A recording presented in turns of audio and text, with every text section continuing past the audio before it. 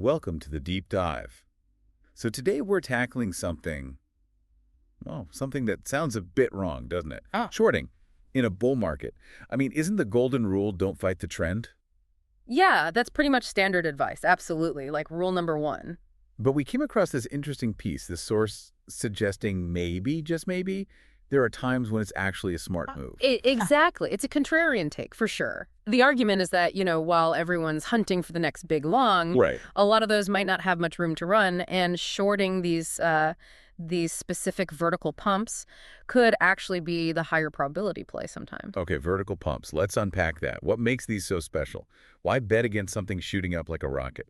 Well, it's about the context, really. The source talks about coins that spike super fast right into these areas it calls obvious supply zones. Supply zones. Yeah. So places where people are likely to sell, like historically. Precisely. Yeah, think resistance levels where maybe early buyers want to cash out or where there were big sell-offs before.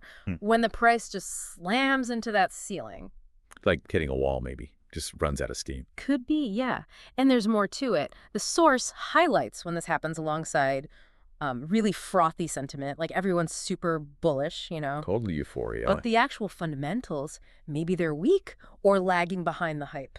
Okay. So it was all excitement, but maybe not much substance underneath. Exactly. And the third piece, according to the source, is if the overall market structure itself is a bit fragile. Even within a bull run. Yeah, even then. Sometimes the foundation isn't quite as solid as everyone thinks. So if the whole market's a bit shaky, these overhyped coins are kind of the first to wobble when they hit resistance. Okay, so let me see if I've got this. You're looking for a coin that's shot up really fast into a known selling area. Yeah. Everyone's getting way too excited about it compared to its actual value or tech. And the broader market might be showing some cracks. Is that about right? That's pretty much the setup described, yeah. It's about identifying those assets that have kind of detached from reality because of all the frenzy, hitting that sell wall in a market that's maybe not as strong as it looks on the surface. The source actually mentioned some examples, didn't it? SUI SUI, hashtag FARTCOIN. Solo alert. It said shorting these wasn't just like random gambling. Yeah, it framed it as a potential calculated play in those specific setups. Can you maybe walk through one like, Yeah. SUI, what happened there? Okay, sexy eye. After it launched, right, there was this really rapid price surge, just went vertical. I remember that. And it hit levels where you'd expect, early investors or participants to maybe think about taking some profits, a classic potential supply zone. Right. At the same time, while there was loads of buzz, the actual fundamental metrics, the adoption and stuff, were still really early days.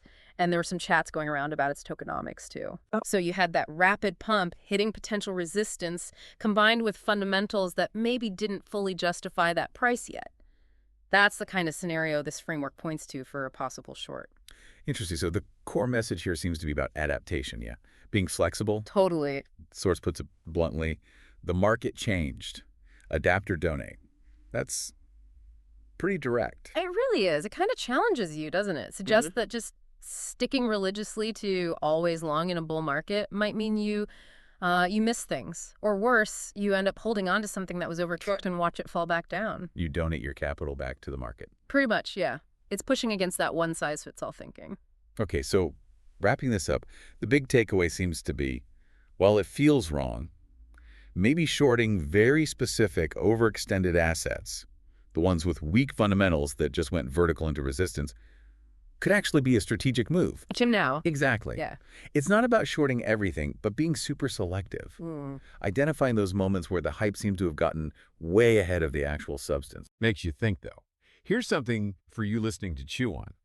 How would you actually spot one of these vertical pumps setting up for a potential fall?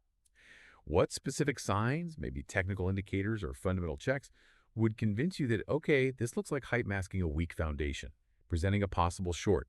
It's really about looking past the noise, isn't it? And questioning when the crowd might just be wrong.